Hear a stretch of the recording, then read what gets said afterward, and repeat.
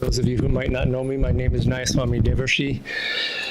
Rumor has it that I live here in Pune, but I'm hardly ever here these days. I realize that since the first of the year, I have only been in my rumored home, my bed in my room up the street. I've only been there 2 full weekends since the very beginning of January. I've been everywhere in India, almost at Pune. In another 4 days, I go to America for 6 weeks. But I hope the second half of the year that I'm here much more often.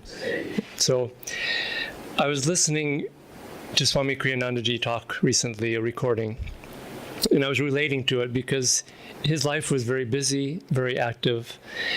And there were times when he would feel the need to bring it back to the essence of what the spiritual path was about, rather than just all this doing and activity and writing and traveling. And he would come to this very often. And so would Yoganandaji, I noticed in his talks, listening to them and reading about his talks over the years. And this one time I'll read what Swamiji said. First, he said, because he used words all the time. He wrote books, he gave lectures, he gave thousands and thousands of lectures. He wrote 150 books. But he said this time, words can only vicariously give us the truth, meaning it's a very indirect way. It's about 2 steps removed from truth. In the truth and the essence of the spiritual path, which he brought it back to, he said it's all about the joy of communion with God inwardly. This is what Master Yoganandaji came to bring us. And all the other implications, the good that it can do for people, and the insights that it can give them, in the last analysis, there's only one thing that matters, and that is that we love God, that we humbly seek Him, and all else is, in a sense, marking time. It really is. And so he was saying, come back to really what the masters came to give us. They came to awaken within us that intense yearning for God. We think we have all these techniques also. We just had a Kriya initiation at the Pune ashram this last weekend, and we have a lot of techniques. We practice a lot of meditation. Sometimes people think it's about techniques. But in fact, the only time that I ever heard Yoganandaji literally speak from a recording at a Kriya initiation, and he talked about what we should do right after finishing the Kriya Yoga practice. He said, this is what you should do. He said, the way he put it, let's just see, how did he put it? He said, pray with the fervor of your heart until your heart breaks, and then cry to God. He said, when you do that from a state of deep stillness, he said, God will answer you. God will come to you. God will change you. And this is what the masters gave us. They gave us spiritual practices, how to love God, serve God in all things. But I think more than anything, they gave us this intense desire and yearning. The way Yoganandaji put it one time, he says the coal does not become red by itself. It has to be next to other charcoals to get that flame. I have this image from a film I saw many years ago. It was of a hospital. And there was a nursery room with all the premature babies who were all very needing help, and they were all in incubators. And there was about maybe 20 of them in this single room. And I think I could relate to it because I went through that when I was born. I don't know if there was some memory that it tweaked, but I only weighed about 2 kgs when I was born. And so I spent some days there in the hospital. And it wasn't that I was unwell. There was this other fellow in the womb with me, my twin, who was hogging more of the resources, and he weighed more than I did. He significantly more than I did. So I have to talk to him about it sometime. I'll be seeing him in a few weeks. But in this film, these babies were resting very peacefully. And then it was very quiet, napping, and then one of the babies started crying. And it got louder and louder. And then the baby next to that one, it started crying. And then the whole room began crying, all these babies crying. In a way, I think that's almost the main or only thing that the saints or masters come to do. They are the first one crying, and they are trying to get everyone else to start crying because they know that if you can awaken and have that intensity of yearning for God, praying with the fervor of your heart until your heart breaks, God will come to you. And so they're trying to give us the key to be able to do that and awaken it within us. And so I'm going to talk tonight about 3 ways that we can work on that and use that. 2 of them I talk about often, but again, it comes back to the core and the essence of what we're trying to do. And one of them, which I'll talk more about, I don't talk about so often. These 3 ways are: 1, to be more childlike; 2, to listen; 3, to learn how to give. To be more childlike. A talk, again, that I was listening to Swami Kriyanandaji. He was sharing about his experiences with Ananda Ma. And he said, Kriyanandaji said that when he was with Yogananda, his guru, he only had about 4 years with the guru. And he was a very young man. And he was in so much awe of Yogananda, as he knew that he was standing before God when he listened to Yogananda speak. And so there was this more, he wasn't completely relaxed. But then he had developed more maturity on the spiritual path, and he met this great saint, Ananda Ma. And he said for some reason he had enough maturity that he was just like a child with her. And his relationship with her was so amazingly unique. There's an article, I have a website called thecosmicmother.org, which has 2 long articles by Swamiji about his times with Ananda Ma. And he said that she would call him her Choto Chela, her little child. And he was just like a child with her. He was just completely at ease. And the way they talked and the way they shared was just very childlike, very loving, very open. But because of that, he was able to receive so much from her. And so this is one aspect of how to receive more. And again, Yoganandaji said to cry like a baby to God. He said, don't hold back. Cry like a baby, demand, insist like a spoiled baby, a baby who has the right to everything. I have a friend who recently did this, and she told me that she was praying to Yogananda and to Babaji. And she was in a state of particular intense yearning.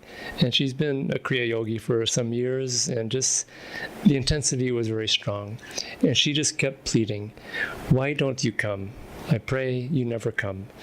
What am I? Am I just a stray dog that you walk down the street and you just ignore me? And I have a feeling her language was more colorful than that, even in this insistent demand of the guru. And it went on and on like this for a long time, I think. And she said finally, suddenly she felt Yogananda and Babaji next to her, right next to her. And she heard a voice. And she was praying along the lines of, how long do I have to wait for you? I mean, I cry, I weep, I call to you. How long do I have to wait? And she heard the voice of the gurus saying to her, almost with their hands on their hips or their arms crossed, saying, and how long do you think we've been waiting for you? And in fact, we think that God does not hear our prayers.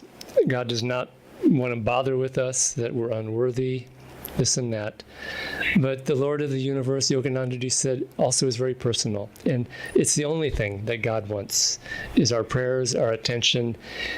God has been waiting lifetimes for us to pick up the phone and call.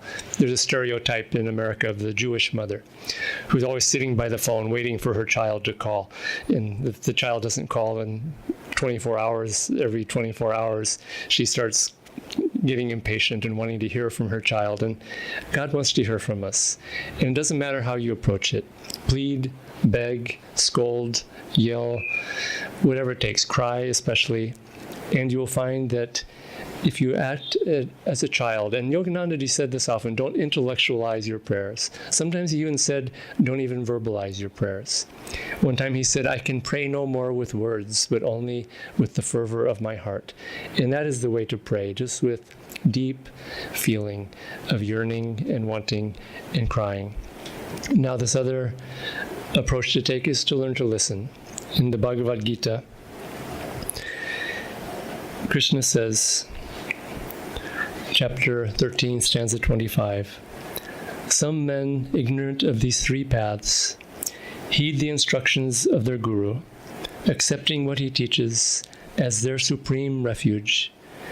They approach the truth worshipfully, and thus cross over the river of death, And Swami Kriyanandaji says about this that, very simply, the disciple's role is to listen.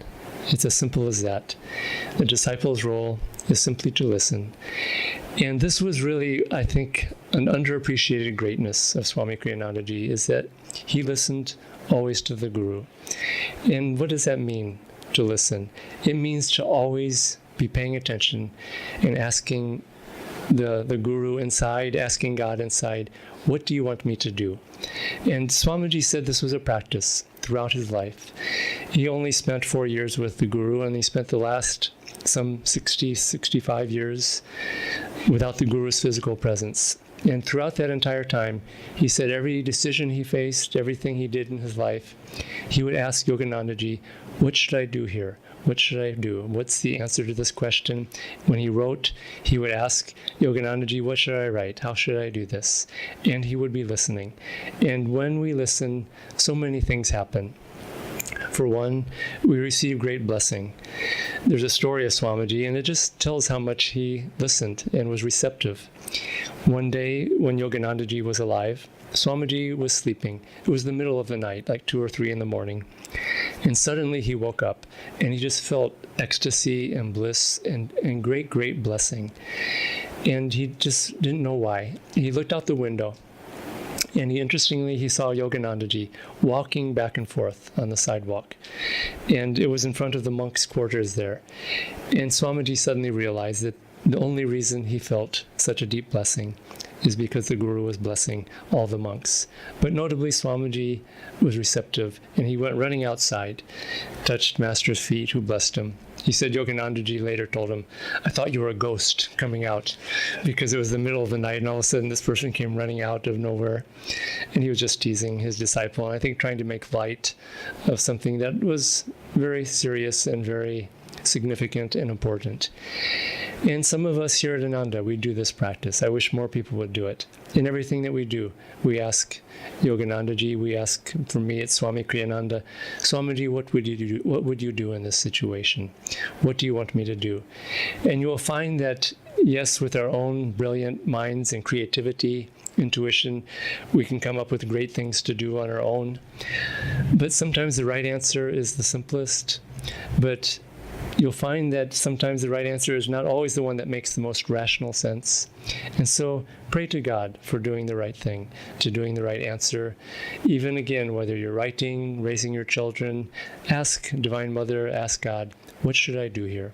And if you do that regularly, God will start guiding you and will help you and will give you more and more answers. There's a beautiful story of a disciple of Swami Shivananda.